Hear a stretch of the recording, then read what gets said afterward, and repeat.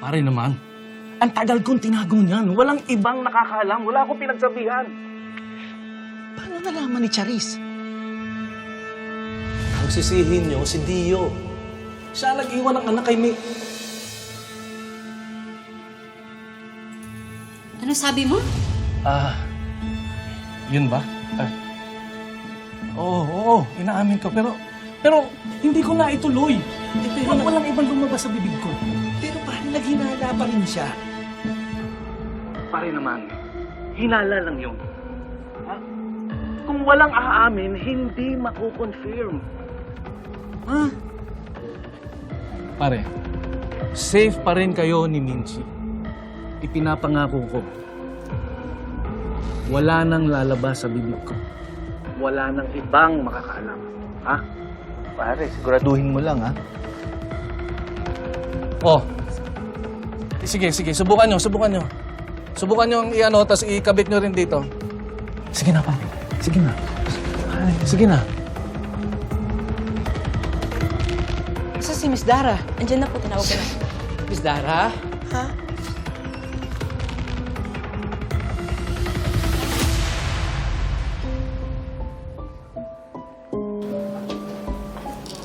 Anong nangyayari?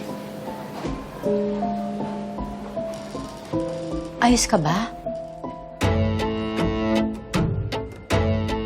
Miss Dara, that's your cue na po. We really have to go. Pasensya na po kasi tapos na po yung performance ng Yumi. Tara na po, we have to go to the stage right na po. Miss Dara, please. Sasamahan ko naman po kayo eh. Sige po. We are Yumi! Maraming salamat po sa inyong lahat. At yan nga po ang aming bagong single. Kaya sana po ay suportahan nyo din po ito. Katulad ng pagsuporta nyo sa aming debut single na This Is Our Time. And speaking of This Is Our Time, siguro po napapatanong kayo sa mga sarili nyo, time to what? Time to sing?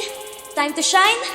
Ngayon po, it's time to do all of that kasama ang isa sa aming pinaka naging inspirasyon, the Diamond Diva herself, Tara Halari.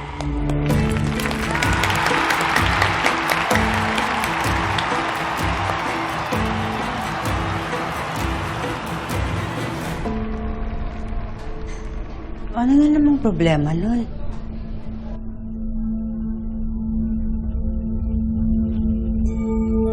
I love these girls. Well, not all of them. Because I especially love one more than others. Sorry girls, pero bias talaga ako. Naku po, Miss Dara, thank you so much po. At hindi din naman po talaga namin matatawaran ang closest nyo ni Megan. Kaya naman po, itong susunod This natin song is very important to me. Kinakanta namin to ng mahal kong asawa na si Dio. And before, it's with Rosabelas. Pero ngayon, I'm singing it with my favorite group, Yumi. Kasama ang kaisa-isang anak ni Dio. Namin ni Dio.